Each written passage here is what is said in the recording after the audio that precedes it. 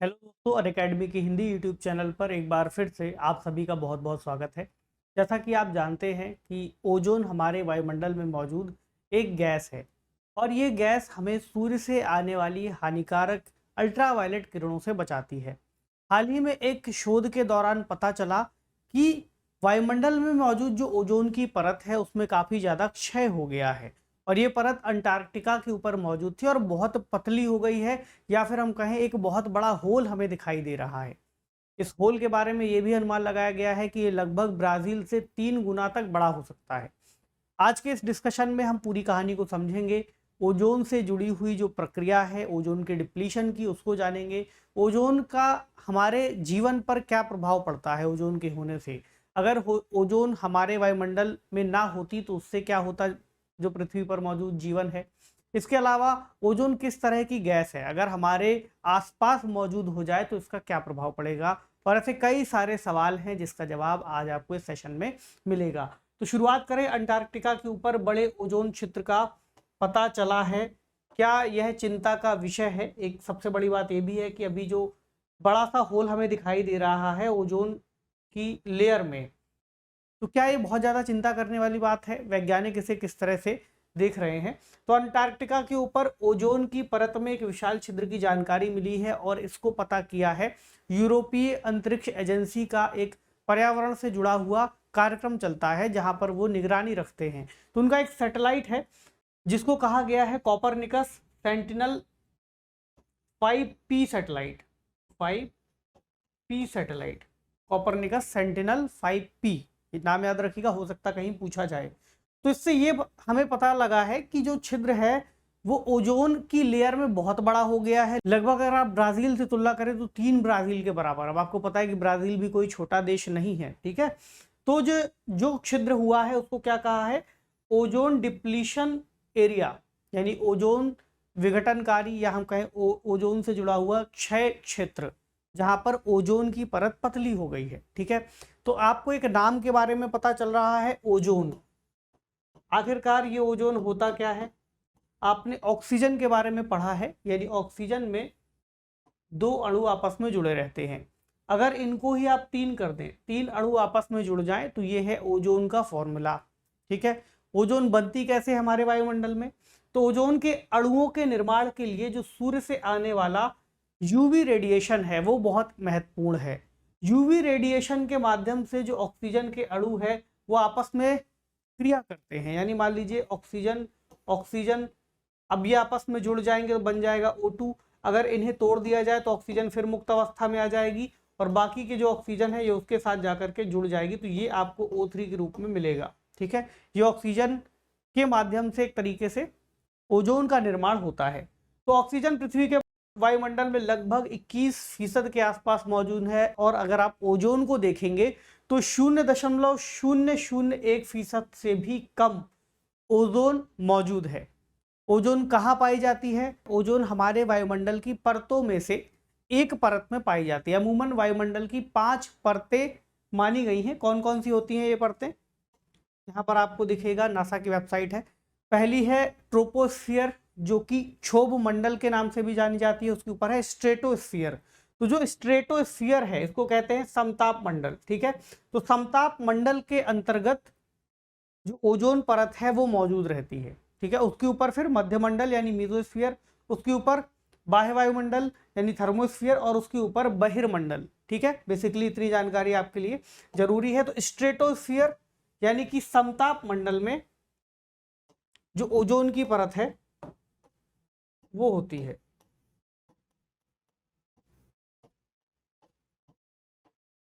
ठीक है, लगभग 15 से 30 किलोमीटर की ऊंचाई पर। और यहां से ही ये हमें सूर्य से आने वाली जो यूवी रेडिएशन है, खासतौर से यूवी बी और यूवी सी, सबसे ज्यादा यूवी सी से सुरक्षा प्रदान करती है।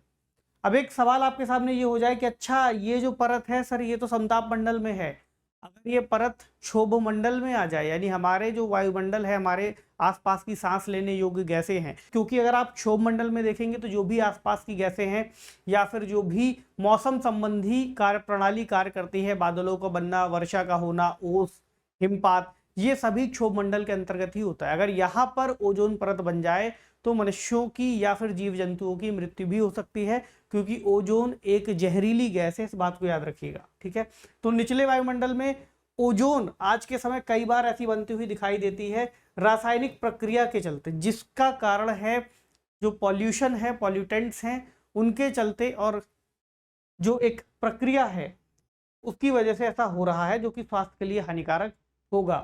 तो ओजोन की परत पृथ्वी से 15 से 30 किलोमीटर की ऊंचाई के बीच पाई जाती है। अभी मैंने आपको बताया यूवी विकिरण से सबसे ज्यादा हानिकारक रूप को यानी यूवी बी को रोकती है, और आपको पता है कि अल्ट्रावायलेट रेडिएशन प्रमुख रूप से हमारे डीएनए को प्रभावित करता है, जो कि कैंसर का एक बड़ा कारण है। तो ऐसा कोई भी कारण जो कैंसर के कारकों को रोके वो हमारे लिए इंपॉर्टेंट है, जिसमें जो ओजोन है वो ऐसा ही एक कार्य करती है। तो हम डायरेक्टली कह सकते हैं ओजोन की परत हमें कैंसरकारी कारकों से बचाती है, ठीक है। और यूवीए जो एक सामान्य रेडिएशन है, उतनी हम कहते हैं ना कि हमें सूर्य के प्रकाश से विटामिन डी प्राप्त होता है, तो यूवी रेडिएशन ए अपने आप में इतना महत्वपूर्ण हो जाता है कि हमें विटामिन डी मिल जाए, लेकिन बी और सी अपने आप में ज़्यादा महीन होगा, जो कि हमारे स्किन के अंदर पहुंच करके और हमारे जेनेटिक्स को भी प्रभावित कर सकता है। तो ये कैसे पता चलता है कि आखिरकार ओजोन की मात्रा कितनी है समताप मंडल में, जो ओजोन मौजूद है हम उसको मापते कैसे हैं, ये भी एक सवाल होगा। तो ओजोन को हमेशा ही डॉप्सन इकाई के अंतर्गत मापा जाता है। कौन सी इकाई? डॉप्सन इकाई।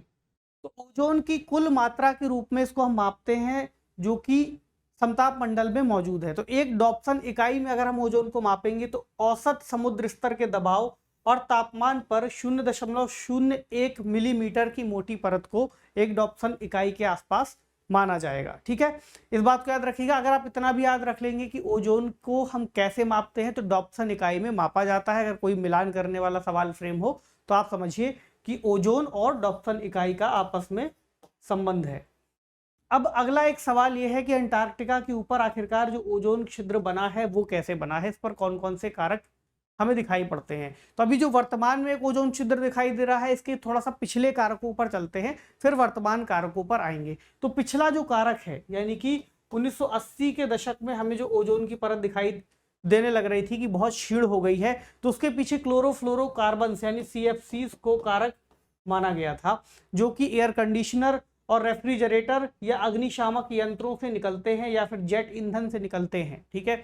तो कई सारे ऐसे तत्व हैं जैसे कि मीथेन और नाइट्रस ऑक्साइड और क्लोरोफ्लोरोकार्बन, जो कि ओजोन का क्षरण करते हैं। क्लोरोफ्लोरोकार्बन तो बहुत ज़्यादा ओजोन के लिए नुकसानदायक है, क्योंकि इसमें क्लोरीन, कार्बन और फ्लोरीन के अणु मौजूद होते हैं। क्लोरीन या ब्रोमीन ऐसे सब्सटेंस हैं जो ओजोन की परत में जाने पर क्लोरीन की ओजोन के साथ बहुत ज़्यादा अभिक्रिया होती है डायरेक्टली। क्लोरीन इसके लिए इतना ज़्यादा घातक है कि एक क्लोरीन का अणु लगभग 1 लाख ओजोन के अणुओं को नुकसान पहुंचा सकता है। ये सीधे ऑक्सीजन को तोड़ करके इसको O2 में रिलीज कर देगा और इसके साथ एक बॉन्ड बना लेगा। इस बॉन्ड को हम कहते हैं हाइपोक्लोराइड, जो बहुत ज़्यादा अस्थिर होता है। उसके बाद मान लीजिए इसने एक और बनाया है, तो ऑक्सीजन फिर से मिल जाएंगे और क्लोरीन फिर से मुक्त अवस्था में रिलीज हो जाएगी और फिर ऐसा ही करेगी। तो क्लोरीन जब तक वहां मौजूद है लगातार जो ओजोन की परत है उसको नुकसान पहुंचाती ही रहेगी, ठीक है। इसलिए इस घटना के बाद हमने 1987 में एक समझौता किया था, वैश्विक स्तर पर सभी देश साथ में आए थे। जब इस घटना को उन्होंने देखा तो एक समझौते पर पहुंचने का प्रयास किया, जिसको मॉन्ट्रियल प्रोटोकॉल कहते हैं। मॉन्ट्रियल प्रोटोकॉल के अंतर्गत CFCs को खत्म करने पर जोर दिया गया और ये एकमात्र ऐसा समझौता माना जाता है जो विश्व का सभी देशों के द्वारा इसको अपनाया जाना और इस पर सफलता से कार्य करना बहुत बड़ी बात थी। उसके बाद हमने देखा कि क्लोरोफ्लोरोकार्बन का चरणबद्ध तरीके से जो प्रयास था इसको समाप्त करने का, वो पूरा होता हुआ दिख रहा है। हमने CFCs को HFCs यानी हाइड्रोफ्लोरोकार्बन से रिप्लेस कर दिया। हम ये मानकर चल रहे थे कि हाइड्रोफ्लोरोकार्बन क्लोरोफ्लोरोकार्बन की तरह ओजोन डिप्लीशन का काम नहीं करते, लेकिन उसके बाद एक और समस्या हमें समझ में आई कि हाइड्रोफ्लोरोकार्बन की वजह से जो तापमान है इसमें हो रही है वृद्धि, और तापमान बढ़ने का प्रभाव भी फिर समताप मंडल में मौजूद ओजोन की परत के क्षय में एक भूमिका निभा सकता है। तो आगे चल करके फिर जो मॉन्ट्रियल प्रोटोकॉल था उसको लगभग 8 बार हमने रिवाइज किया है, और इसका जो अंतिम समझौता था किगाली एग्रीमेंट के नाम से आप जानते हैं, किगाली समझौता 2016 में। और इस समझौते के माध्यम से फिर हमने HFCs को भी अपने यूज से हटाने के लिए प्रयास शुरू किए हैं, और ऐसा मान करके चल रहे हैं कि 2050 तक जो ओजोन की परत में 1980 के आसपास का जो छिद्र था वो धीरे धीरे भरता हुआ दिखाई देगा। लेकिन अभी के समय हम कई अलग अलग क्षेत्रों में भी देखते हैं, जैसे अभी अंटार्कटिका में दिखाई दिया कि जो छिद्र मौजूद है वो काफी बड़ा होते हुए दिख रहा है। तो समताप मंडल में जो भी पदार्थ इस तरह के एकत्रित होते हैं ये ध्रुवों की ओर पहुंच जाते हैं और ऊंचाई पर एक हिम बादलों के रूप में संचित हो जाते हैं। जो वहां पर मौजूद बर्फ है वो एक तरह की सतह प्रदान करती है जिस पर क्लोरीन परमाणु को मुक्त करने के लिए सभी CFC यौगिकों का विघटन हो जाता है और क्लोरीन रिलीज हो जाती है। तो जो मैंने अभी आपको क्लोरीन की कहानी बताई है कि क्लोरीन किस तरह से नुकसान पहुंचाती है, ये यहाँ पर कारगर होगी। तो क्लोरीन परमाणु ओजोन को तोड़ते हैं जिसके बाद ओजोन परत पतली होती चली जाती है और हमें ऐसा दिखाई देता है कि कई स्थानों पर ओजोन परत लगभग खत्म हो गई है। एक सवाल ये भी पूछ सकते हैं क्या ओजोन मतलब बिल्कुल से हट गई है, क्या एकदम खाली हो गया? ऐसा नहीं है, परत बहुत पतली हो जाती है और इतनी पतली होने के बाद लगभग उसका जो प्रभाव है काफी कम हो जाता है। तो जो ओजोन छिद्र है अभी के समय हमें जो दिखाई दे रहा है वो कैसे बना? तो देखिए, एक बात जो वैज्ञानिक जगत ने बताई है वो यह है कि जो ओजोन का छिद्र है वो हर साल बनता और बिगड़ता रहता है। हर साल छेद हो जाएगा, ओजोन की परत पतली हो जाएगी, वो फिर वापस से ठीक हो जाएगा। ठीक है, और ये अगस्त से नवंबर या दिसंबर के आसपास तक चलने वाली प्रक्रिया होती है। अगस्त में बनना शुरू होगा और दिसंबर तक लगभग ठीक हो जाएगा। तो हर साल इसमें परिवर्तन होता रहता है। अब पृथ्वी का जो घूर्णन है उसका कारण एक बार समझ ले, तो अंटार्कटिका एक बंद तरह का भूभाग बन जाता है और विशेष पवनें एक तरीके से यहाँ पर एक ढाल का कार्य करती हैं और आसपास की पवनों को वहां एकत्रित नहीं होने देती, जिसकी वजह से ओजोन छिद्र खुल जाता है। ये पवनें जो वहां पर मौजूद हैं बहुत हार्ड हैं और एक तरह का क्लाइमेट बनाती हैं। इन क्लाइमेट की वजह से अंटार्कटिका के आसपास एक शील्ड सी निर्मित होती है और फिर जो भी ओजोन का एक तरीके से लेयर का बनना होता है वो बन नहीं पाता, और जब ये व्यवस्था वापस से पहले की तरह हो जाती है तो फिर से ओजोन का जो छिद्र है वो बंद हो जाता है। लेकिन इस साल जो ओजोन का छिद्र बना है उसका क्या कारण है ये भी बताया है। तो दिसंबर 2022 और जनवरी 2023 के बीच में ऐसा देखा गया कि हंगा टोंगैन टोंगा में एक ज्वालामुखी का विस्फोट हुआ था। टोंगा में मौजूद एक ज्वालामुखी था हंगा टोंगैन, जिसमें विस्फोट हुआ था। इसकी वजह से ज्वालामुखी से निकलने वाली जो गैस थी वो समताप मंडल के आसपास तक उसकी जलवाष्प पहुंच गई थी। सामान्य रूप से ऐसा माना जाता है कि ज्वालामुखी का विस्फोट इतना ऊपर तक नहीं जा पाता, लेकिन इसमें ऐसा माना गया है कि जो जलवाष्प थी हो सकता है वो पहुंच गई हो। इसकी वजह से जल ने रासायनिक प्रतिक्रियाओं के माध्यम से ओजोन परत पर प्रभाव डाला और इसके टेम्परेचर रेट को बदल दिया। इसके अलावा इस जलवाष्प में ब्रोमीन और आयोडीन जैसे तत्व भी मौजूद हो सकते हैं जो कि क्लोरीन की ही तरह एक प्रभाव डालते हैं और ओजोन परत का डिप्लीशन करते हैं। हालांकि बहुत प्रमाण नहीं है कि ये जो ओजोन परत में छिद्र हुआ है ये मानव निर्मित गतिविधियों के चलते ही हुआ हो। इसके बाद ये भी है, वैज्ञानिक इस बात से भी सहमत है कि ओजोन जो क्षय हुआ है वो वैश्विक जलवायु परिवर्तन का प्रमुख कारण नहीं है। यानी कि एक सवाल ये भी वैज्ञानिकों से पूछा गया कि क्या जलवायु परिवर्तन की वजह से ओजोन में ऐसा क्षय हो रहा है, ओजोन डिप्लीशन हो रहा है? तो उसके पीछे उन्होंने कहा कि नहीं, जरूरी नहीं है कि जलवायु परिवर्तन ही यहाँ एकमात्र वजह हो। हालांकि ऐसे संकेत जरूर है कि अगर टेम्परेचर बढ़ता है तो ओजोन छिद्र पर इसका प्रभाव पड़ेगा। तो 1980 के दशक वाला कार्य अच्छा रहा है। 2020 तक आते आते हमारा अनुमान था कि कुछ बेहतरी होगी। बीच के समय में 96 के बाद कुछ सुधार उसमें आता हुआ दिख भी रहा था, लेकिन 2020 का जो ओजोन छिद्र है वो लंबे समय तक चल रहा है और 2021 के लिए भी ऐसा देखने को मिला। यानी जो अगस्त से दिसंबर की घटना है वो अक्सर होती है लेकिन वो वापस से ठीक हो जाती है। लेकिन 2020, 21 और अभी हमें ये देखने को मिला कि ये जो छिद्र है काफ़ी लंबे समय से बना हुआ है। तो हालांकि इसके जो कारण हैं वो अलग अलग तरह से हम आइडेंटिफाई करने की कोशिश कर रहे हैं। तो 2020 में जो छिद्र बना था उसका भी एक कारण देखा था, वो ये बताया गया था कि उस साल दक्षिण पूर्वी ऑस्ट्रेलिया में वन में आग लगी थी।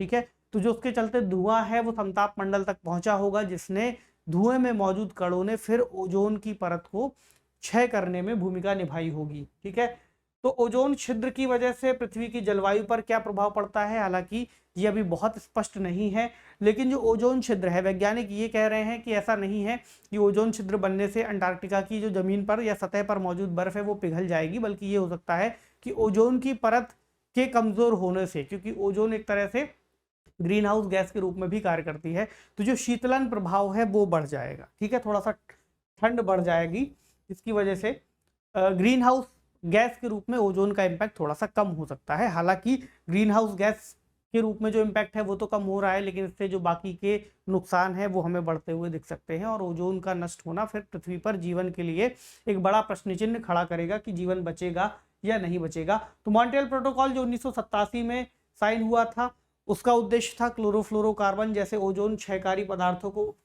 एक तरीके से हटाना और पृथ्वी की रक्षा करना। ये पॉइंट मैं जानबूझकर आपको दिखा रहा हूँ ताकि आप चाहें तो उन्हें नोट कर लें, क्योंकि ये सवाल भी अक्सर पर्यावरण वाले सेक्शन में आपसे पूछा जाता है कि मॉन्ट्रियल प्रोटोकॉल क्या है, किस लिए लाया गया था, किस वर्ष लाया गया था, कितने देश उसमें शामिल थे।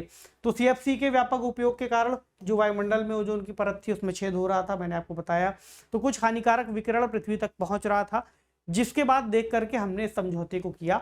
तो सीएफसी की बात आई थी, सीएफसी के बाद हम एचएफसी लेकर के आए, हाइड्रोफ्लोरोकार्बन। हालांकि इसका नुकसान अलग तरह का था, क्योंकि ये ग्लोबल वार्मिंग का कारण बन रहा था, और ग्लोबल वार्मिंग की वजह से फिर ओजोन पर एक और नकारात्मक प्रभाव पड़ सकता है। तो किगाली संशोधन के माध्यम से हमने मॉन्ट्रियल प्रोटोकॉल को अपडेट किया है और एचएफसी को हटाने के लिए प्रयास किया है। अक्टूबर 2016 से संयुक्त राज्य अमेरिका के नेतृत्व में 197 देशों ने किगाली, जो कि रवांडा का एक शहर है, वहां पर मॉन्ट्रियल प्रोटोकॉल के तहत एचएफसीज को चरणबद्ध तरीके से खत्म करने के लिए इस संशोधन को अपनाया है, जिसमें अलग अलग देशों को अलग अलग तरह से प्रतिबद्धता दी गई है। जहां पर जो विकसित देश है उनको लगभग 2019-20 के आसपास तक इस समझौते के तहत इनको कम करने का प्रयास करना था एचएफसीज को, और जो विकासशील देश है जैसे कि भारत, इनको 2028-29 तक का समय दिया गया था। हालांकि कितनी प्रगति हुई है ये कुछ समय बाद ही हमें पता चलेगा, जब आंकड़े आएंगे या फिर जो हमारा प्रयास था वो सफल होता हुआ दिखेगा या नहीं दिखेगा, तब फिर हम समझ पाएंगे। चलिए आज के लिए एक प्रैक्टिस क्वेश्चन ले लीजिए, जिसका उत्तर आपको कमेंट सेक्शन में देना है। और जो सेशन आज का है इंपॉर्टेंट है, थोड़ा सा पारंपरिक जरूर है, लेकिन करंट अफेयर से जुड़ा हुआ है, क्योंकि करंट में हमने फिर से एक छेद को देखा है जो कि अब तक देखे गए सबसे बड़े छेदों में से ही एक है। छेद कहे या हम कहे ओजोन का डिप्लीशन एरिया, जहां पर ओजोन की परत बहुत पतली हो जाती है। तो प्रश्न है, अंटार्कटिक क्षेत्र में ओजोन छिद्र का बनना चिंता का विषय रहा है, इस छेद के बनने का क्या कारण हो सकता है। पहला स्टेटमेंट कहता है प्रमुख क्षोभ मंडलीय विक्षोभ की उपस्थिति और क्लोरोफ्लोरोकार्बन का प्रवाह। दूसरा, प्रमुख ध्रुवीय वाताग्र और समताप मंडलीय बादलों की उपस्थिति और क्लोरोफ्लोरोकार्बन का प्रवाह। तीसरा, ध्रुवीय वाताग्र और समताप मंडलीय बादलों की अनुपस्थिति और मीथेन और क्लोरोफ्लोरोकार्बन का प्रवाह। उसके बाद वैश्विक ऊष्मन के कारण ध्रुवीय क्षेत्र में तापमान में वृद्धि और समताप मंडलीय बादल और क्लोरोफ्लोरोकार्बन का प्रवाह। तो आपको कमेंट सेक्शन में इसका उत्तर देने का प्रयास करना है। ठीक है, तो आप बताइए कौन सा इसका ज्यादा नजदीकी कारण आपको लग रहा है। ठीक है, तो जिसका उत्तर सही होगा तो देखेंगे वो शाबाशी का हकदार होगा। ठीक है, तो आज हम आपसे एक और स्पेशल क्लास में मिलेंगे शाम को, तो तैयार रहिएगा उस क्लास में तैयारी के लिए। कल भी मैंने इस क्लास को लिया था, उसमें कई सारे स्टूडेंट आए थे, जिसमें हमने बाकी के करंट अफेयर्स को डिस्कस किया है। ठीक है, तो अगर चैनल पर नए हैं तो इसको लाइक शेयर और सब्सक्राइब कर लीजिए। पढ़ते रहिए, अपना खूब सारा ख्याल रखिए। शुक्रिया।